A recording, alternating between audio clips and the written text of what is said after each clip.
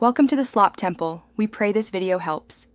You start by placing the Apple Watch face down on a soft cloth so you don't scratch the screen. You should unlock the watch and keep it powered. This prevents accidental taps.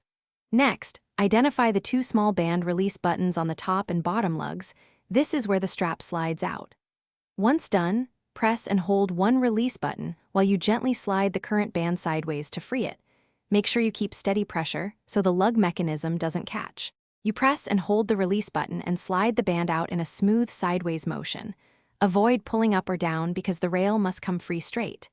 Then inspect the lug channel and the strap rail for grit, lint, or any bent metal debris can stop the new band from locking. Once the channel is clean, orient the new strap so its rail aligns with the lug notch. Carefully insert the rail and slide until you hear or feel the click, which secures it.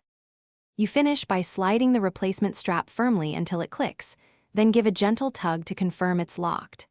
Make sure the clasp or connector faces the correct direction for comfortable wear, and swap sides if the strap looks reversed.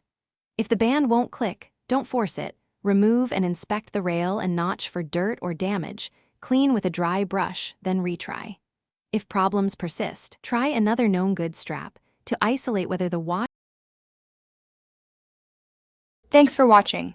Consider subscribing if we helped you.